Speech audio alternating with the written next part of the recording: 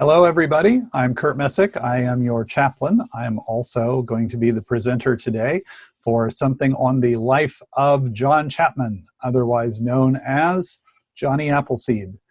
He is a real-life figure. He is someone from history, but he's also one of those persons who has become larger than life, and he has legends that follow him, so much so that there are even some people who claim to be Johnny Appleseed himself, not descendants of him, mind you, but actually claim to be him. So he's sort of an interesting figure who is part of American iconography as well as our own Indiana history, because one of the legends is that he is buried in a grave in Fort Wayne, Indiana.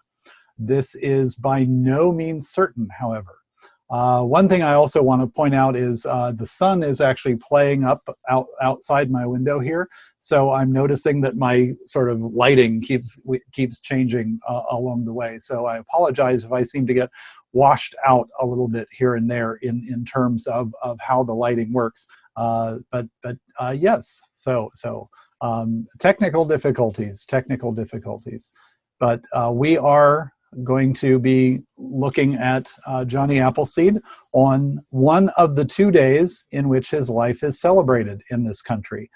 September 26th is the date he died, and thus we have that as a memorial. But March 11th is also celebrated as a Johnny Appleseed Day, and as I will point out in some of the things that will follow, I put together a little PowerPoint display with some different pieces for you to see. And I will try to drop those in as we're looking at the different things along the way. I have some historical markers, I have some bits and pieces from books, and I have a couple of video clips to share with you as well as we're looking at things. But one of the things I want to do, I like to cite my sources. I'm going to read a bit here and there from two main sources. One is from the Voice of America. The Voice of America did a nice piece on Johnny Appleseed entitled How Johnny Appleseed Grew into a Folk Hero back in 2012. Many of you may be familiar with Voice of America from the Cold War days, but Voice of America is something that actually went beyond that and does what it can to present the American ideal in a good light around the world. And Johnny Appleseed is certainly one of the figures who can be highlighted in that regard. The other source that I'm going to be taking some information from is from a place called the Metro. And the Metro is an information source out of England. And its tagline is news, but not as you know it. And it will talk a little bit different about some different facts of Johnny Appleseed. They did a piece on March 11th, again, the other date that we can celebrate Johnny Appleseed, in 2017. And so I'll be taking some information from there as well.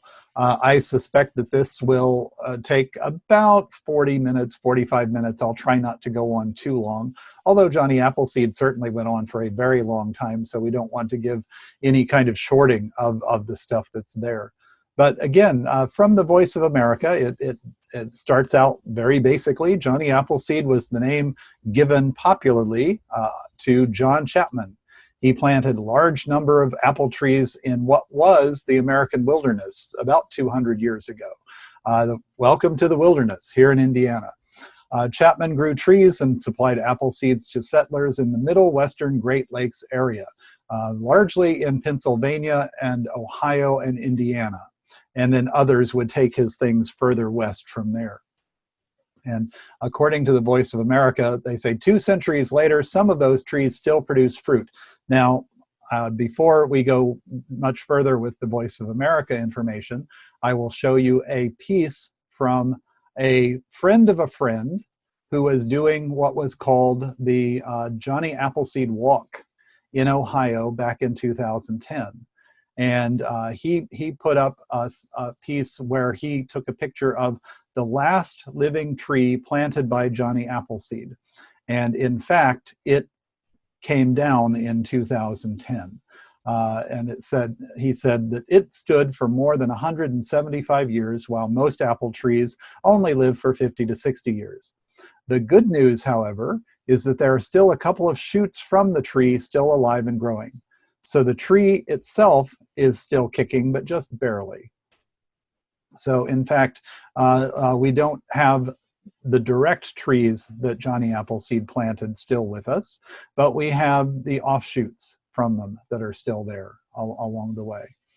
One of the things that the Voice of America then tells us is that there are stories and poems about Chapman's actions, and Johnny Appleseed thus became an American hero. However, some of the stories told about Johnny Appleseed over the years may not really have been true. That tends to happen, especially to early American figures. Benjamin Franklin, Thomas Jefferson, George Washington in particular, have lots of stories spun around them that are true to their character, but are not necessarily true to the person himself. John Chapman, before he became Johnny Appleseed, was born in Leominster, Massachusetts in 1774. His father, Nathaniel Chapman, actually served in the American Revolutionary War, and he fought British troops in the Battle of Concord in 1775. He actually was with George Washington. Johnny, was the second of 3 children. We don't know much about his childhood. His mother became sick with tuberculosis and died a short time after her 3rd child. In 1780, Nathaniel Chapman came back from the army and married a woman named Lucy Cooley of Longmeadow, Massachusetts. And John and his older sister moved to Longmeadow with their father and his new wife, and that marriage produced 10 more children. When John Chapman was old enough to leave home, he asked his half-brother Nathaniel to go with them, and they traveled south and west from Massachusetts to the great state of Pennsylvania. And at that time, most of Pennsylvania in the west was sort of undeveloped and unexplored. So we have records showing that he lived in the Allegheny Mountains in 1797. There are markers that are there. He is said to have cleared land and planted apple seeds near a waterway. And those seeds, of course, became trees and produced fruits. Pennsylvania would thus be the first stop in what would become a lifelong effort to plant apple trees. Now, the Voice of America says the reason for John Chapman's life's work is unknown. Some people said he loved to watch the flowers that the apple trees grow and change into tasty fruits. Other people think that his father encouraged him to become an orchardist. And orchards were something that the government in general at the time encouraged of settlers because it both symbolized stability but also provided long-term growth and stability for communities that were there. And apples were certainly an important food back then. Apples offered something different in daily meals. They were easy to grow and store throughout the year. They could be eaten raw, they could be cooked, they could be dried, and they could be turned into apple juice, apple butter, and ta-da, apple cider. A lot of people will drink apple cider on the festival days for Johnny Appleseed. In fact, the particular varieties that Johnny Appleseed is known for are more suited for cider production than for just straight eating. Although we do have the golden delicious apple and the delicious apple, the red delicious apple, as well as having sort of tracings back to Johnny Appleseed. After a few years in Pennsylvania, he traveled along the Ohio Valley, still going west. Go west, young man, go west, young man. Once upon a time meant go to Indiana. Here we are.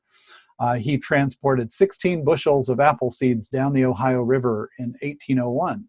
He planted apple seeds in several areas in a place called Licking Creek. And some of the seeds were planted on land owned by a farmer named Isaac Stedden. And there's a historical marker there for that as well. Chapman was careful about where he planted apple seeds. He did not just leave them anywhere. So he wasn't, there are these images, and I'll try and put up a couple here, where he's sort of walking along and just sort of throwing seeds out, almost like the parable of the sower. And of course, seeds would fall on rocky ground, and seeds would fall on stony ground or briar patch ground. Seeds would fall on good ground. Well, a good planter isn't going to waste the seeds on rocky ground and briar patches. So he actually knew what he was doing. John Chapman would first find rich, fertile land in open areas. He would clear the land, moving unwanted plants, and then he planted his seeds in a straight line and built fences around them. The fences would keep the trees, when they were saplings, safe from animals coming up and eating them before they could mature. As the trees grew, he returned to repair the fences and care for the land. He planted with thoughts about future markets. So he was actually a good businessman as well as a sort of a missionary in more ways than one. His trees were often grown in land near settlements, so he would have a market. He often sold apple seeds to settlers as well as the apples. Sometimes, though, he would give away trees to needy settlers. He was someone who took his Christian faith seriously. And part of that required generosity and required being one's brother's keeper. And that was something that he was noted for as well. Part of what helped him become the legend that he is. When low on seeds, he returned east to Pennsylvania to get more. He got the seeds from apple presses, the machines that make apple cider out of apples. What's left over, you don't have the seeds in the cider itself. They're usually sort of pushed off to the side. He takes those. Before long, Chapman's trees were growing in fields across Ohio, and that's when people began calling him Johnny Appleseed. Johnny Appleseed was a small man with lots of energy. Now, I'll show you a couple of clips here where you'll sort of see he is depicted, especially in cartoons, as being in sort of different kinds of physiques. And there's one in particular where he looks more like sort of a Paul Bunyan or John Henry kind of figure. It's sort of big, burly kind of guy. It's like that's not Johnny Appleseed. Another thing that we'll sometimes see is he's depicted as a young boy. And that was also not true when he was going through doing his planting here. Although that taps back into the idea of his father encouraging him to be an orchardist. He may have gotten the spark to do this while he was still with his father and his family. So when he was doing what he was doing, he was, of course, out in the wilderness, so he tended to have long hair, would often have a beard. He never married, and he had a very simple life. He traveled alone in the wilderness, usually without a gun or a knife. Although I wonder about the stories about him not having a knife, because that was a useful utility tool rather than anything for fighting kinds of things. He slept in the open air and famously often did not wear shoes on his feet. Some people gave him clothing as payment for his apple trees. Sometimes he wore a large cloth bag or a sack. The sack had holes for his head and his arms. He had a metal container for a hat. Many of the cartoon depictions and other drawings of him have him having a pot on the top of his head. He had a pot that he would cook for food. We don't know really if he actually wore it. People said he lived this way because he wanted to. He had enough money for shelter and clothes if he wanted to buy those things, but that wasn't what he needed. He looked like someone who was poor and had no home, but yet he was a successful businessman. He used his money to improve his business, his apple business, and to help other people. Both settlers and Native Americans liked him. He was, and this is one of the controversial bits about his life, he was part of that general push into the West that was pushing Native Americans further and further out of their ancestral homes. So in that regard, there's a little bit of a controversy about his life in that regard. But for him in particular, he was someone on an individual basis who tended to get along with people. So there were reports at the time that some Native Americans believed him to be a kind of a medicine man or someone who was touched by the divine. And of course, he combined his storytelling and his traveling in a missionary way. He was part of a congregation that encouraged going out and living in a gospel method, and he did that in more ways than one. During his travels, some families asked Johnny to join them for a meal. He would never sit down until he was sure that the children had enough to eat. His diet was as simple as his clothing. He eventually became a vegetarian. He believed it was wrong to kill and eat any creature for food. He believed that the soil produced everything necessary for human beings. And he also criticized people who wasted food. And boy, would he not enjoy today's society with regards to that. Because back then, when we didn't have refrigeration and didn't have Tupperware and didn't have things to help keep it more secure, wasting food was a real issue along the way. And again, I apologize for the lighting. The sun is doing some weird things outside the window here.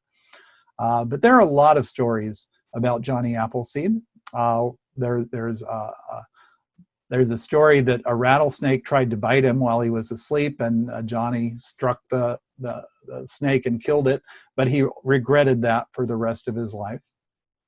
Another time, there's a story about him being trapped in the wilderness during a severe snowstorm, and he found shelter in an old tree that had fallen to the ground. In the tree, he discovered a mother bear and her cubs. He did not interfere with the animals and left before they knew he was there. Of course, this would have been a hibernation period for the bears. So if there was any truth to that, they probably slept through the whole thing. As the years passed, Johnny Appleseed decided to leave Ohio and keep going west. And so he went into the wilderness area known as Indiana. Now, he was in northern Indiana, not down here in Bloomington. But again, these would have been areas that would have had wolves and bears and other wild animals. But he wasn't a hunter. In some ways, Johnny Appleseed was known as the sort of the American St. Francis of Assisi. And we'll often see again in artist depictions and cartoon depictions that he is surrounded by animals or has animal companions. And St. Francis was the same kind of figure. Chapman, Johnny Appleseed, was a very religious man. He liked to read from the Christian holy book, the Bible. He was strongly influenced by the Swedish scientist and Christian thinker Emanuel Swedenborg. Chapman belonged to the Church of New Jerusalem, a religious group based on Swedenborg's teachings. So this was one of one of the Christian communities that was spreading out into the newer communities as they got established throughout the country along the way. In 1830, Johnny Appleseed, John Chapman, got some land in Fort Wayne, Indiana. How many have been there? Yeah, raise your hand. There he planted apple seedlings that grew and produced crops. He sold, traded, and planted in other areas. And reports also said he traveled to Kentucky and Illinois for business purposes and planting purposes. And these travels lasted more than 40 years. That's a very biblical number. Who else traveled for 40 years? We can sort of think about the people leaving in the Exodus in the Bible for 40 years. 40 is also a very biblical number too. So it fits, but it also fits a legend as much as it fits a real person. So that's why, again, we have to sort of try to separate out the fact from the fiction sometimes when we're dealing with these things. It is estimated during his lifetime he planted enough trees to cover an area of about 260,000 square kilometers. For those of us who are not brought up in the metric system, I did a rough conversion. That is, in fact, over 100,000 square miles. So that's a lot of trees. That's a lot of apples that are out there.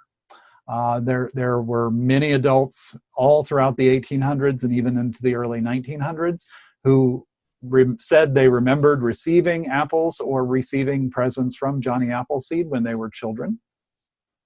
In 1845, John Chapman became sick and developed pneumonia while in Fort Wayne, and he died in the home of a friend there named William Worth. Chapman was 70 years old, and he was buried, according to the main story, near Fort Wayne. And I have a couple of pictures of the markers that are there.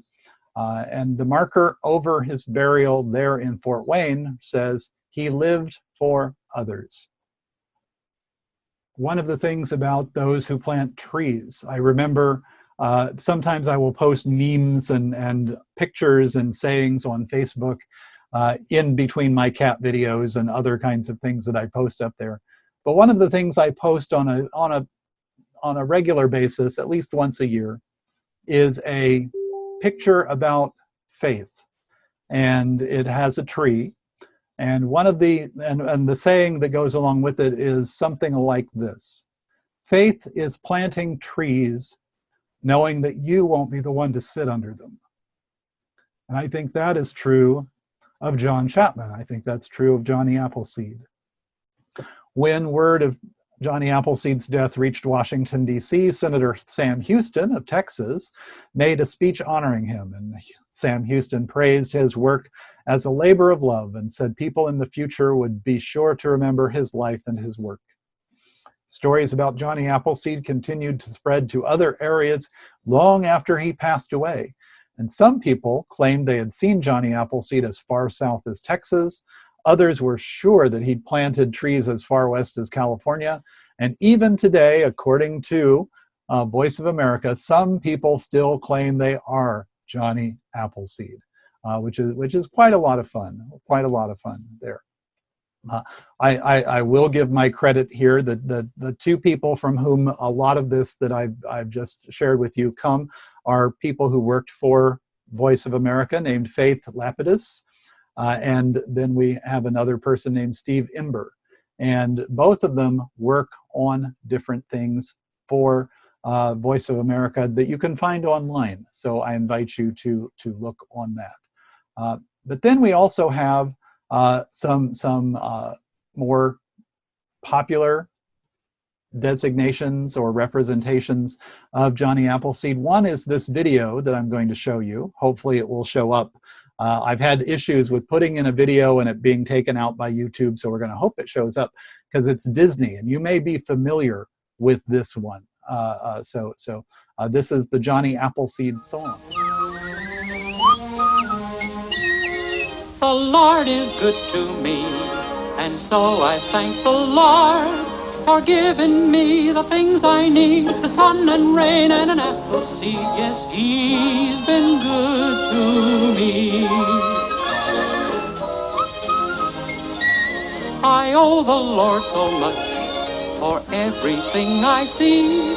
I'm certain if it weren't for Him, there'd be no apples on this limb. He's been good to me.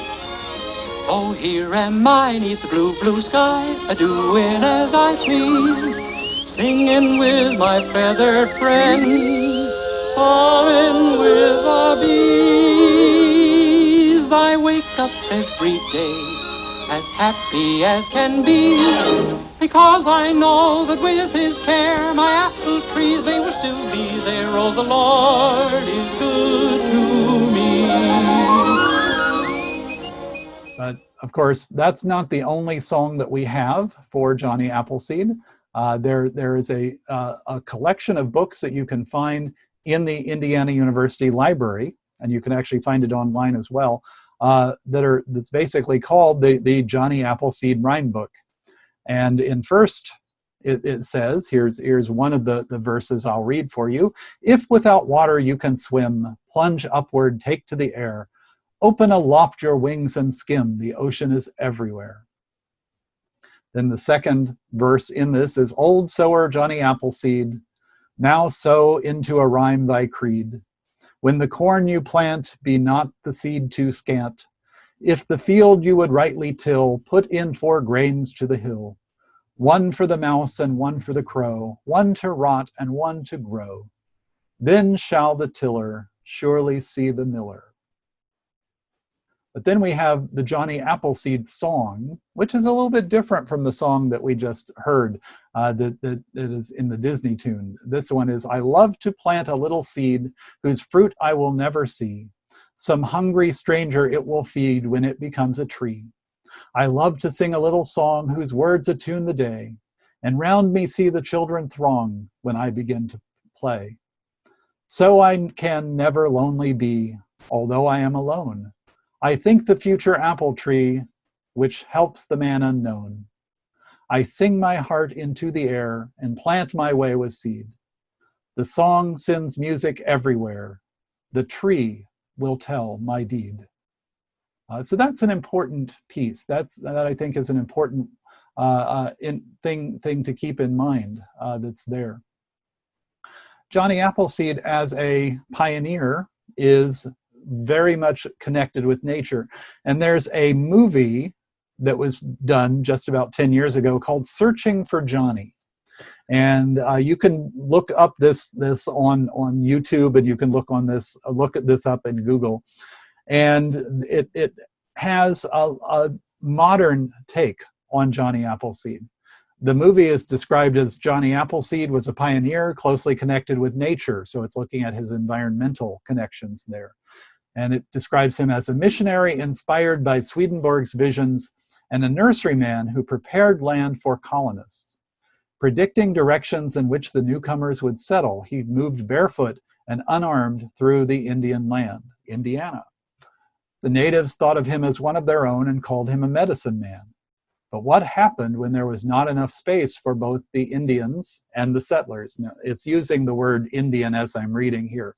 I know that's not the preferred terminology today, so I apologize for not switching it on the fly.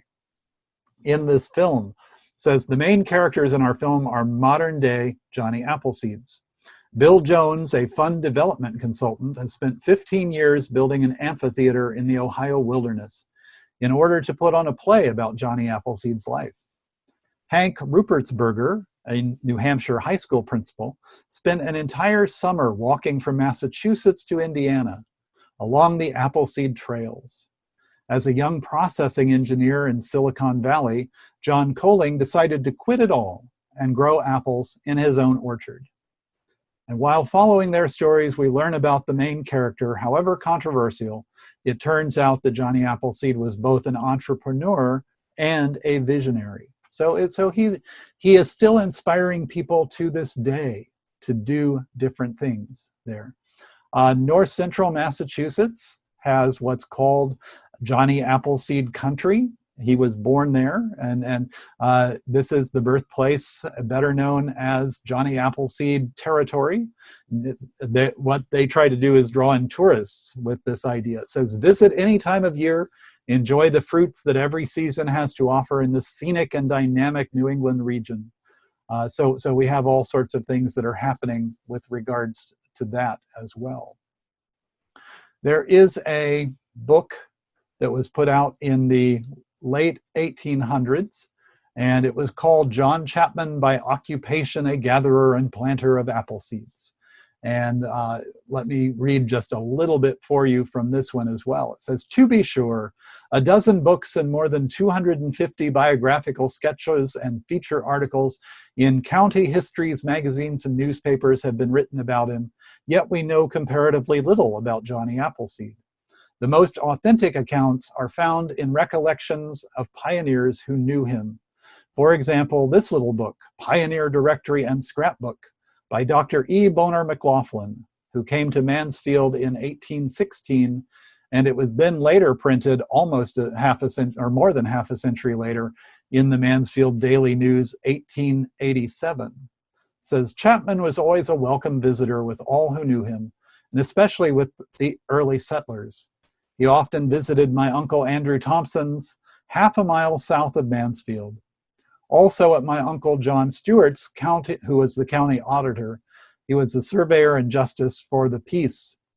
My recollection of Mr. Chapman is that he was about 5 feet 7 inches tall, straight as an arrow, slim and wiry as a cat. In 1833, he took quite an interest in a little girl 10 or 11 years old, the daughter of a friend of mine, where I then lived. He often called there. The last time I met Mr. Chapman here in Mansfield was in the fall of 1834. He then or soon afterwards left this part of Ohio and went to visit his sister and to plant and look after his nurseries. His Mansfield nursery was on the top of the Rocky Fork West Bank. So from this we can tell he was someone who was playful with children. That certainly rings true with a lot of the other stories that we have about him. And there seems to be something almost childlike about him as well. Not wearing shoes, sleeping outside, always being in nature, and not really in the kind of like frontiersman Davy Crockett kind of way, but more in a childlike, innocent kind of way.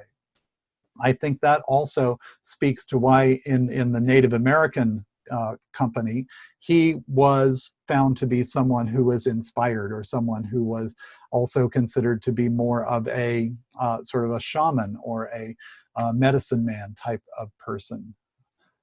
There's another piece that sort of perpetuates the lore, the legend of Johnny Appleseed. And this is the stamp of American folklore. The very first stamp in the series of American folklore, the U.S. Postal Service stamps, in 1966 was in honor of Johnny Appleseed. How many of you remember when stamps were 5 cents a piece? Yeah, this was a 5-cent stamp. And the post office has something up where it says, "The American Folklore Stamp Series captured the things that make our nation unique. It honored some of the people and tales that have played an important role in our nation's culture." The first honoree in this series was John Chapman, popularly known as Johnny Appleseed. The stamp was first issued on September 24th, 1966, 2 days before his 192nd birthday, in his hometown of Leominster, Massachusetts. Chapman was an American pioneer who traveled over 100,000 square miles. Oh, see, I didn't even need to do the math. There it is. Planting apple orchards. Most of the apples he grew were meant for cider rather than eating, but they provided much needed sustenance on the frontier, where water could be riddled with bacteria. Among the apples we give credit to Johnny Appleseed for are the delicious and the golden delicious apple. And of course, this depiction of the stamp here, as you can see, I'm wearing my red shirt, by the way, for the red apple today. But a lot of the apples that he produced also were like in the background that I have up, sort of the yellowish kind of apples. But they have the big red apple, and then they have the slender, lanky guy. He looks like he's taller than 5'7" on the stamp. But he was, as mentioned, a small guy that's there. But again, I promised I would show you a couple of different images. Here's one, again, walking among the trees that were planted. We can see the flowers in bloom. That was mentioned as one of the primary things that he liked about the trees. Here we have another one that is almost a postmodern kind of Johnny Appleseed. There's a comic book series devoted to Johnny Appleseed now called Johnny Appleseed in Space. And he is seen as a green spirit, someone who cares about the environment. You need to have a care for the environment to make sure that things will grow and grow properly and grow in a healthy way, especially back in the days of the early part of the American history when we didn't have all of the technologies and biochemical engineering that we have in agriculture today. In many ways, they were just winging it, and he was very good at that along the way. I promised I would show you a depiction of Johnny Appleseed as sort of a big burly guy. Here is this picture. This comes from a series called American Folk Legends. And you can see it's got sort of the seeds coming out of his hand in a weird way. That's sort of like they're floating up, which is not the way seeds actually work with gravity. But he's also wearing the pot on his head. This guy also looks sort of bigger and taller than our depictions otherwise of Johnny Appleseed are. This next image I will show you is one of the ones where he's depicted as a child.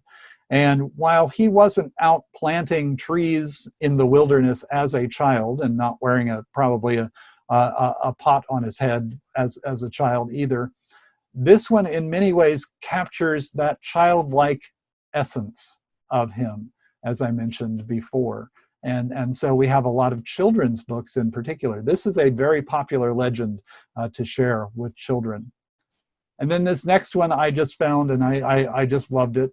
It's a sort of an interesting, almost stick figure rendering of Johnny Appleseed, but again, under the tree that he has planted and nurtured over the decades. This picture that I'm showing you here is something that is probably similar to him. It had actually Johnny Appleseed, John Chapman written on it, but we don't believe that it's real, a real depiction, although it may be that someone who had seen him then later saw this picture and thought it was him. So this may bear a good relationship to what he actually looked like along the way. Some of the historical markers, as I mentioned, there's historical markers all around for Johnny Appleseed.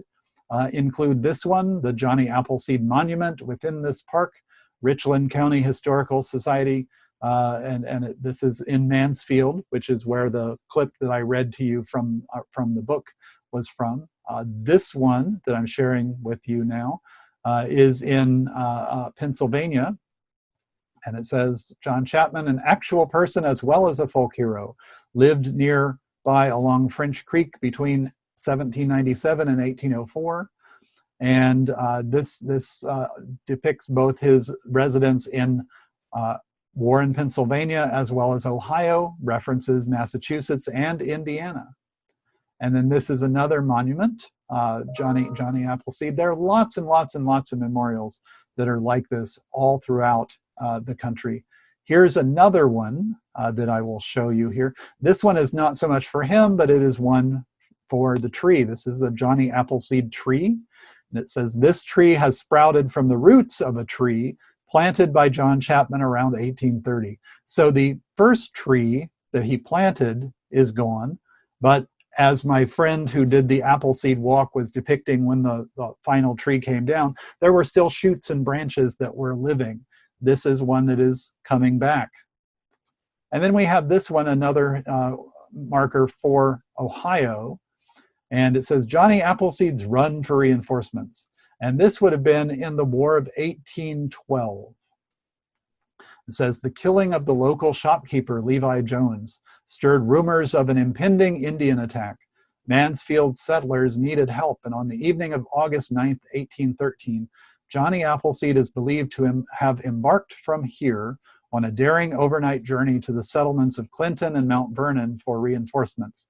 This is not Mount Vernon, Virginia, mind you. This is Mount Vernon, Ohio, named for Mount Vernon.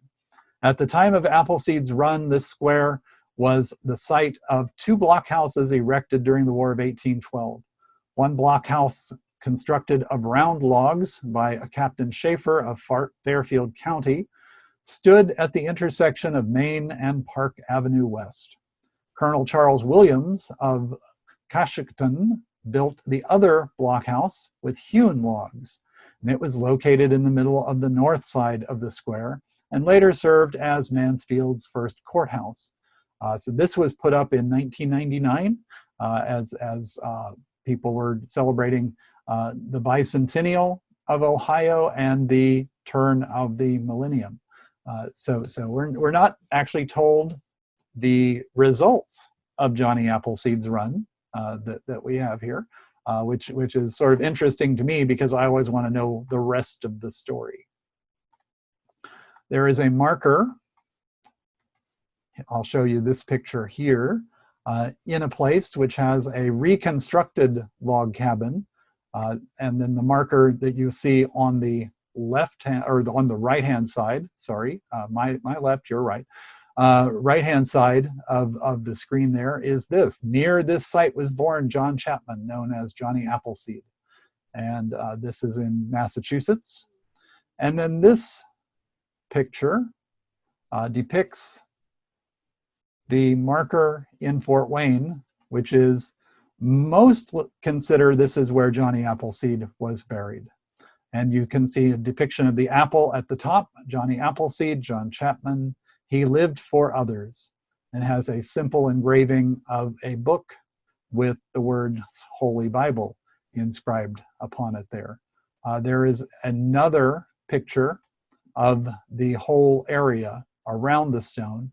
You can see the stone is sort of brittle and weathering, and we have here during a Johnny Appleseed Festival time, wreath of apples. Other people have put apples in the protected area now. And in the background, you can see lots of people gathered in a celebration of his life that's there.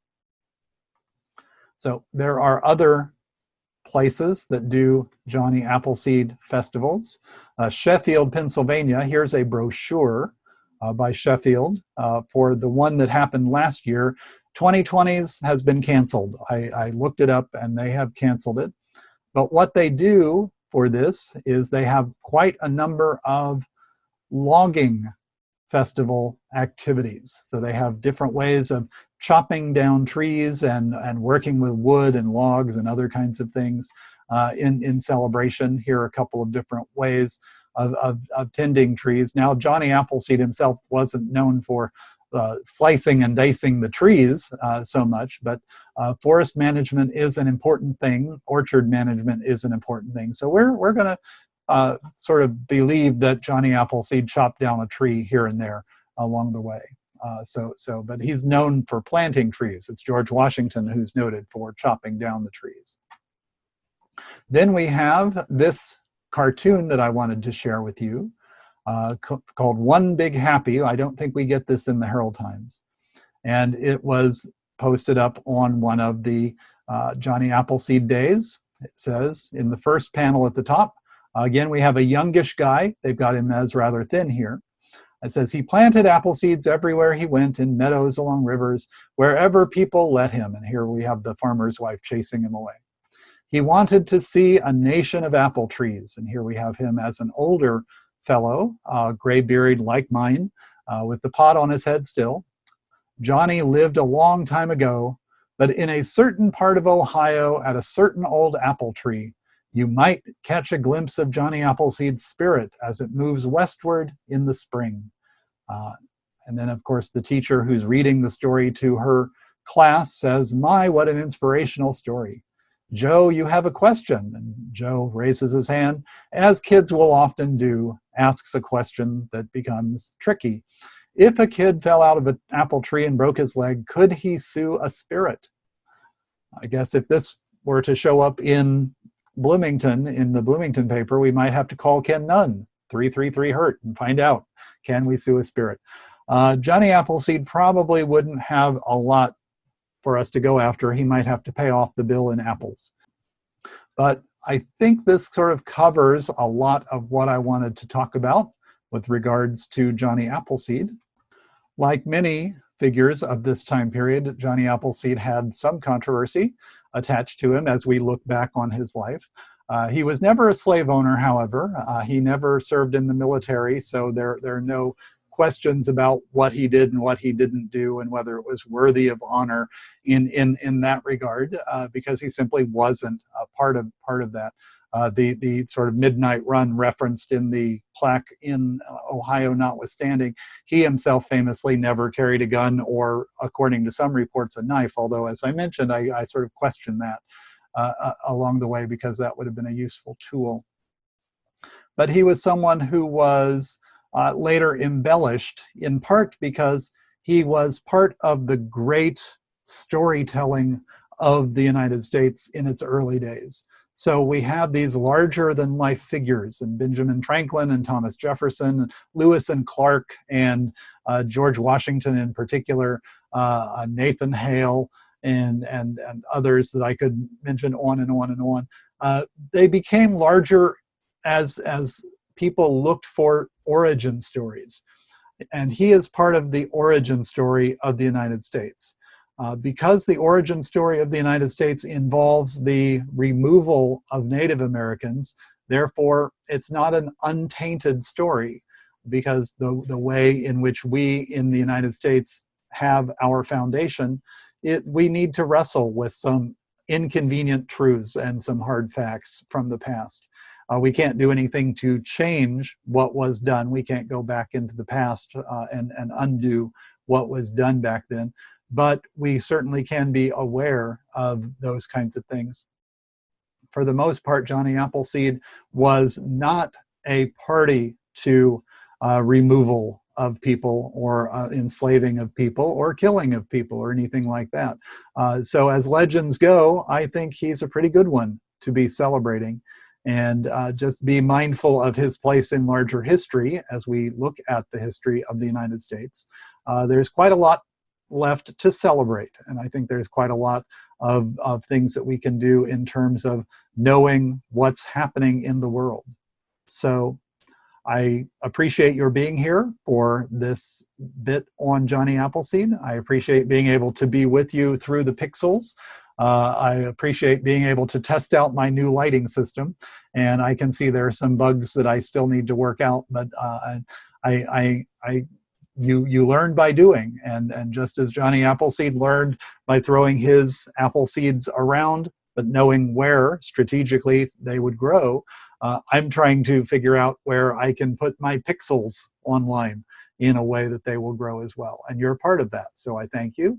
And I look forward to seeing you virtually through the pixels in our Bible studies and our chapel services, and perhaps a couple more videos like this on some selected topics in the coming months.